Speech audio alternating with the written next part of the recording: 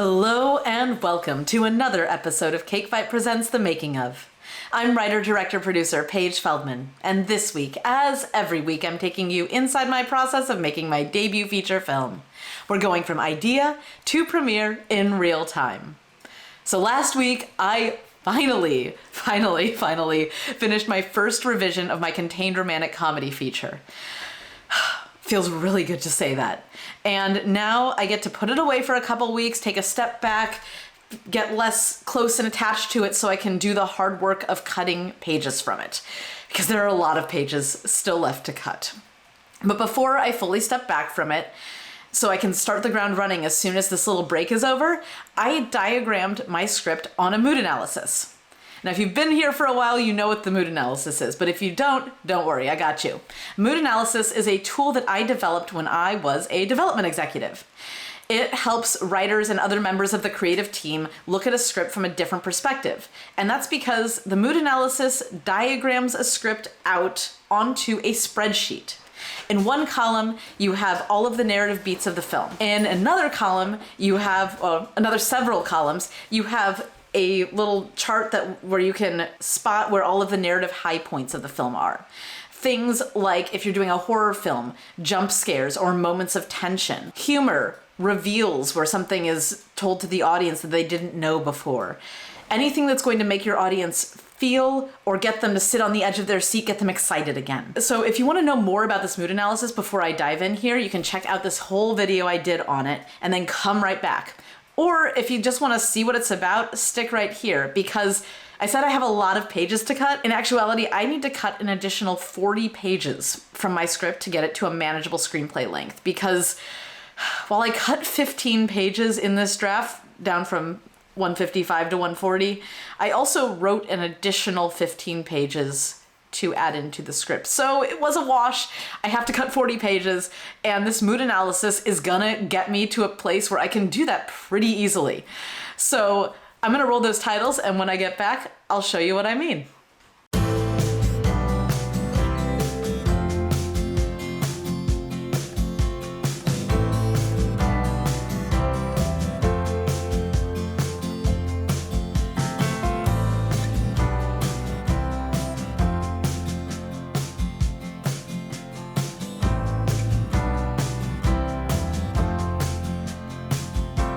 And we're back, and let's just jump right in. So here is the mood analysis. This is the blank spreadsheet. Before I filled it in with all of the information about the description is where the scene descriptions, the beat descriptions go. And then here are my narrative high points. There are 10 of them, which is a lot.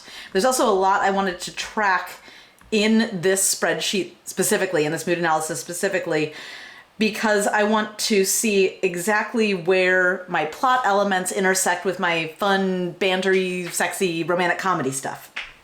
So I'll take you briefly through what each of these means. So list and songwriting both describe the A-plots for each of my main characters. Mitch is the female lead, Ash is the male lead, so we're gonna go with names here so it's easier. List stands for this bucket list that Ash's grandmother left him before she died, that he's trying to complete for her in a way to honor her memory. So anything having to do with the list, whether it's Ash completing a task or, I would say, not intense discussion about the list. It's mostly if Ash is completing a task, that's where we're with list. So songwriting. Mitch is a songwriter, and the house that she and Ash are staying at, which is the main setting for this film, the reason she's there is to write a song to present to an executive, which she feels is kind of her last chance to make it. She's 36, she hasn't done it yet, she doesn't feel like she should continue working for this dream. And that brings us to two other things here. We're gonna have cottage and grad school. Grad school is Mitch's plan B, essentially. If she can't make it as a songwriter, if this song doesn't work, she's gonna go to grad school, forget the whole thing, forget her dreams. Kaddish is a Jewish mourning prayer, and Ash doesn't wanna say it for various reasons. Mitch is trying to get him to say it throughout because she feels like it would be cathartic and he's kind of supposed to, and Mitch is very much about following the rules. So we have list, songwriting, cottage, and grad school are all plot moments, and I want to see where these moments are within the story, because if there's places within this script that don't have plots in them, those scenes are probably not worth keeping. If I have to cut 40 pages, which is a half to a third of any normal size script, and is actually just a quarter of mine, I need to be brutal, and I need to find the moments that aren't contributing to the story. And now we're gonna move on to the more general high points, things that might make the audience feel a certain way, things that are more geared towards Ash and Mitch's relationship development independent of the plot. So we have sexy moment, first of all, which is stuff like a kiss, a longing look, grazing fingertips, anything that's in Bridgerton that makes you feel a way, that's what we're going for here, sexy moment. And then we have fight, which is so much of the opposite side of the sexy moment coin, especially in a romantic comedy, where the relationship is built based on these two characters having some sort of conflict with each other and having to resolve it.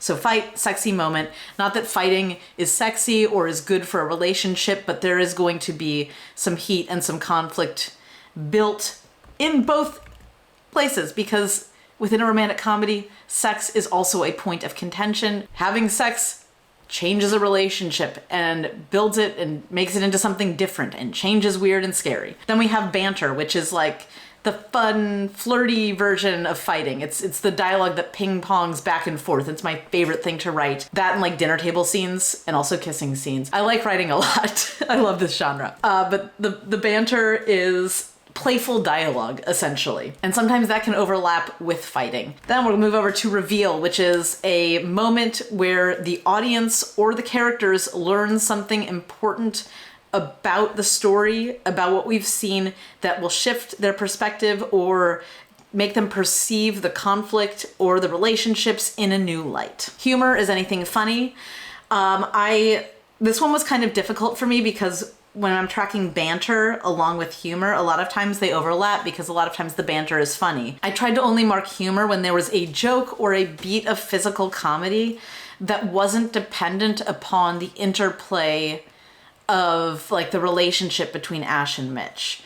Banter can be funny if you have like two people talking in a rhythm and being really in sync, but that's not really a joke. Humor I tried to make when someone was making a joke. So that will overlap with banter sometimes, but not all the time. And finally, flashback. So, Kirk. And finally, flashback. So I did a whole video that I'll put up here about finding the backstory for my characters and really digging into it and making it more thematically relevant. And as part of that, I wrote about 15 pages of backstory dialogue scenes. And I feel like in this moment, at least, it is going to be useful to include those flashback moments throughout the script. I want to see where I've placed this flashback, how it's spaced out, how many pages there are, and just kind of get a sense of where it falls within the story. So I included flashback here as a high point because I want to track it. So those are all of the 10 categories. And now, through the magic of YouTube and also having prepared in advance, I am going to show you the completed, fully filled out mood analysis for this contained romantic comedy feature. Here we are. Isn't that beautiful? Back and forth, back and forth. This is what the filled out mood analysis looks like for this script. This is what my script looks like with all of these things filled out. I love the colored part of it because it's really easy to see where all of these elements fit in and what they intersect with. And just one other thing that I didn't tell you is that I was going to do, which I did here, is that I have added in pink, or highlighted in pink, all of the act breaks to kind of get a sense of how my acts are balanced out. So this is the end of Act 1 right here. Super long scene. That one's like 13 pages, page 31 to 43. This is midpoint right here, 5 pages. And then this one is the end of Act 2, which is like 9 pages, 8 pages, 9 pages. So I have long scenes. I like long scenes though, full of a lot of banter. So the first thing that I do after I finish filling out a mood analysis is I go through and kind of get my first observations, first takes. So what I'm seeing here as I scroll through is that I have a ton of banter, just a lot of solid moments of banter, and fighting. It seems pretty consistent there. But if I'm looking on these two left-hand columns with my main plots, it's kind of sparse comparatively. Like the list goes here, the list is there, the list is doing well, the songwriting's kind of barely in it. Got a nice section right here where it's like super strong with a lot of plot and banter, but the banter feels more full and more consistent in the fighting. All of this great dialogue feels way more consistent, and the humor too, than the plot elements. So that's something I should probably look at. And another thing is that looking at this Act 1 break, there's barely anything about any of the plot here. It's just like a little bit at the end. The midpoint has a lot of banter and things about these plot moments, but this third act break kind of starts out about the plot and then evolves into something else. So I have two major act breaks that have nothing to do, not nothing to do, but very little to do with the plot ultimately. That's a problem. This is a straight up problem, which I hate because I love those scenes, but I knew I had to fix a lot of stuff anyway. Another thing I'm noticing is the number of reveals. Very small. There's one little one right here on page 27, one here on page 98, one on page 121 and 122, and then there's nothing else. There's just a few. This reveal is the only thing that's this reveal kind of coincides with something about the list, but it doesn't really coincide, not even with humor. And it's a romantic comedy. There should be more humor here. This reveal is with grad school banter and songwriting. So this is actually probably a pretty juicy scene right here. The afterglow. Yeah, that is a juicy scene. The afterglow. I told you you're gonna be able to read about my entire script if you just pause this video long enough. And then these two reveals, there's like a fight, there's something about Kaddish here, but it's very like, the reveal kind of is filling in an otherwise sparse scene, and that I think is a theme here.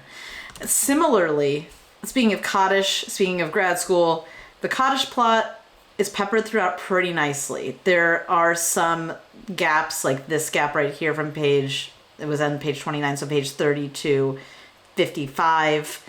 It's a 25-page gap there, and then page 75 through 103, another 28 page gap there where it's not mentioned, but it's pretty consistent. That's good. Grad school, on the other hand, this grad school plot element, which is like Mitch's, so it gives the urgency to Mitch's stakes. It's the stakes maker for her, because she needs to figure out if she wants to go to grad school by the end of this week. She either has to say yes or send in her deposit, or say no. We have it here once on page 21. And then it's not mentioned again until page 98. Like 78 pages, 77 pages. And then once again on 110, and then once again at the very end where she reveals that she doesn't go to grad school. Spoiler alert, sorry. So very, just very not active. And so it needs to, even if it's not mentioned, it needs to be more of the specter hanging in the air. So I need to work on that. And then finally we have the sexy moments, which you need to make sure that the relationship progresses, the hand touching, the longing glance, the kiss, all of that physical stuff to help keep that relationship, build that spark. And so there's one at the very, very beginning here, which is great. And then a little bit sparse, but there's a nice chunk right here. And then from page 66 right here, down to 109 right here. Look at that. That's with the exception of this little gap, it's great, very consistent. But then after page 109, there's two in the last, what is now the last 45 pages. That's unacceptable. And there needs to be more sexy moments. And part of that can be, from my rewrite, how I'm going to cut a bunch of pages. Maybe it'll automatically shrink in and fill in. But I need to really be thinking about how to add that heat between my two main characters. And not just verbally, not just with fights, not just with banter, but with actual physical interaction or eye contact. Eye contact's very, very powerful. Or y'all know from Bridgerton, the hand brush. Okay, so those are my initial observations from going through this whole mood analysis. So now that I've made these observations, that brings me to how am I going to use these observations to make this script better, and in this case, specifically shorter. First though, I want to give myself some kudos, and that is that my script is funny. There's banter and humor aplenty. And that was something I worried about because I was so focused in the outlining phases of the script on hitting on the emotional moments, on the plot lines, on the themes. I was afraid that I was forgetting the funny. And it's very clear here, and I know that I'm biased because I'm making this for myself, so I know what I think is funny, but based on what's in the script and where I found jokes, where I found banter, which is also to me counts as humor because that's that interplay is heightened and exciting, and that's part of the like joy and fun and of romantic comedies. But it's funny. I don't have to worry about adding in humor beyond just doing a punch up and making sure that everything is as funny as it can be. And then next, looking through here, there's very little dead weight. Every scene is doing something, but it's all very spread out. This is like the Los Angeles of scripts. You go from up north, like in Encino, all the way down to like Long Beach, and there's a whole city in between. You're still in LA County, and it's taken you an hour and a half to drive between them. No, we need to be more like New York or Chicago, like compact. Everything is, rubbing up against each other, which is also what we need more with the sexy moments. But I need to cut 40 pages, and part of the reason I highlighted the act breaks in pink here is because I wanted to see how everything was laid out. And that's actually giving me a really good sense of how many pages I need to cut per act. So Act 1 ends here on page 43. A first act should be about 30 pages. We're talking in 120 page script language right now because I'm at 155. I want to feel like this is a realistic task. So I need to cut about 10 pages from this first act. Now, Act 2A, from this end of Act 1 to the midpoint down here, the midpoint, let's say the midpoint is the end, is page 97, and it starts here on page 44. So that is 97 minus 44 is 53. We're going again in 120 page script format. This Act 2A should be about 30 pages. At 53 pages, it is about 20 pages too long. So we're going to try to cut 20 pages from this section here. And then from the midpoint, the end of the midpoint to Act 3, page 98 to the end of Act 2 is page 141. That is about 42 pages. Again, we need to be about 30 pages, so that's another 10 pages to cut. And because Act 3 is 142 to 155, a super tight 13 pages, we're set there. So if we add up this 10 from Act 1, 20 from Act 2A, and 10 from Act 2B right here, we get 40 pages. So I have to go through here, through each of these first 3/4 of the script, and cut 10 pages, then 20 pages, then 10 pages. Breaking it down like that, to me, makes it feel really doable. So mood analysis has helped me visualize exactly how many pages I need to cut and from where, which is awesome. But now that I know that, how am I going to do it? Based on one of the observations that I made looking at this mood analysis for the first time, which is that the banter is super strong here, super thick, dense, that's the word I'm looking for. The banter is super dense, the fighting is super dense, and the plot is kind of sparse, and the banter and the plot don't necessarily align. And one thing I learned from Wing Dad, which is a feature film that I co-wrote that's up on Amazon Prime right now, is that any scene that doesn't do double duty is going to get cut if you're not the director. And when I say double duty, what I mean is that a scene needs to both advance the story emotionally and in terms of the plot, because they're not necessarily the same thing. In Wing Dad, the script that went to screen was probably about 80% of that was probably the draft that I wrote. And the things that got cut from that draft were scenes that were very much about the emotional development of a character that would pay off later. The film itself, I love it. I love seeing my work up there. I know that the scenes that were cut, if I had found a way to tie them to plot more specifically, to make them completely necessary, the movie would have been better than it is, which it's great. You all should watch it. I don't just say that. I will tell you what I'm writing is crap. This is not crap. This was great, and it's directed so well, so funny. I digress. The point is that of all of the script that made it to the screen, all of those scenes were integral to plot and emotional arc. Anything that was integral or just integral to plot, anything that was just integral to emotional arc got cut for budget and time.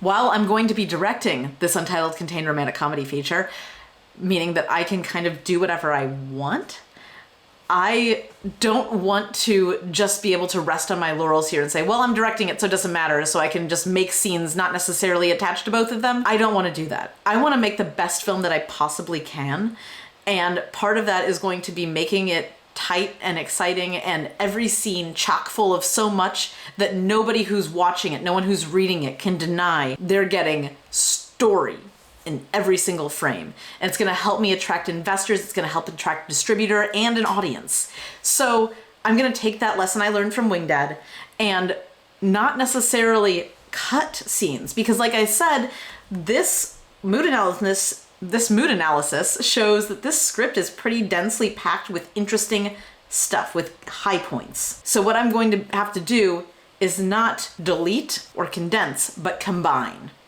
So I need to try to find a way to take this scene about songwriting and incorporate this banter into it, incorporate this fight into it. I need to create a way that the plot and the emotional arc of these characters converge more dramatically than they are right now. When I say more dramatically, I don't mean like with higher drama. I mean that the convergence needs to be like a 1-to-1. I want to see more scenes like this one right here, or like this one right here, where it's Celeste songwriting banter, or grad school reveal banter songwriting. Like so many elements coming together. Or even this one, we got Liz songwriting, sexy moment, banter, everything coming together all at once, so that when you're watching this movie, you're getting an emotional arc while also watching the plot come to life and evolve, and also getting more information about the characters and a joke and lighthearted dialogue, playful dialogue, or fighting or kissing, everything all at once. Everything Everywhere All at Once. It's such a good movie. And while I'm trying to figure out how to combine plot-heavy scenes with banter-heavy scenes and mush them together, is also figure out where my B-plots fit in. The cottage B-plot is well-paced throughout, but it also is kind of repetitive. Grad school is just non-existent here, and I need to figure out a way to make that converge into the songwriting and the list plots and even the cottage plot maybe, because I think part of my issue is that Mitch is keeping her potential to go to grad school a secret, and it's great that it's a secret, but that means that it gets absolutely no airtime, and the stakes for her having to write this song aren't as fully explored as they could be. So thinking about how to not just combine all of these scenes so we get the banter and the plot together, but also add richness with the B story within them. And similarly, where can I add more sexy moments? How can I make their relationship feel a little bit more heated throughout, more consistently? And especially after, when they finally, at the midpoint, have sex, reconsummate the relationship because they've had sex before. And the very first scene, the flashback, is them right after that when they were younger. But how can I add more of heat even after they've had sex? And obviously in romantic comedies, after you consummate the relationship, that's kind of where the trouble starts, not because of it, but just you get more deep into this relationship and the conflict gets more conflicty and complicated. But figuring out ways to add those moments even throughout, so that you don't lose sight of the fact that Ash and Mitch belong together. So that's my plan for this next rewrite. Cut 40 pages, 10 in Act 1, 20 in Act 2A, and 10 again, one finger for each 10, in Act 2B. And I'm gonna be doing this by, thanks to my mood analysis, figuring out ways to combine main plot important scenes with the fun, sexy, witty banter and fighting that I've already incorporated into other scenes to make each scene more rich and more purposeful. And by that I mean full of purpose for the film. Additionally, I need to figure out how to intertwine subplots more with the main plot so that I can make each scene even richer and deeper. And while I'm doing that, I should also be thinking about ways to ensure that the sexy moments aren't neglected, like I don't delete them, and find ways to maybe add more. And also consider the value of reveals to the script. Though to be honest, those last two things, and even the part about the subplots, might end up being something that I have to push on to another rewrite, because I find for me, the more singly focused I am on one task per rewrite, the more effective my rewrite can be. So you've seen how I use this tool, and if you think it would be helpful for you and you want to learn more, I'm going to include a link down below where you can click on it, fill out your information. I will be happy to send you a template of a mood analysis that also includes sample mood analyses that I've done for actual scripts that I've read as a development executive, as well as films that you might have seen before. There isn't going to be actual plot description of the scripts because there are like NDAs that I've had to sign and things like that. I do have mood analyses for multiple genres where you can see where all the high points are and also the lengths of all of the scenes. I've just deleted all of the identifying information, e.g. the actual content of the script. So if you're interested in learning more about that, click that link down below. You can also check out the other videos that I've made about the mood analysis tool, which I have up here on the screen right now. And thank you all so much for watching. That's it for this week, and I'll see you next week for more of Cake Fight Presents. Bye. Where they're placed, how many pages there are.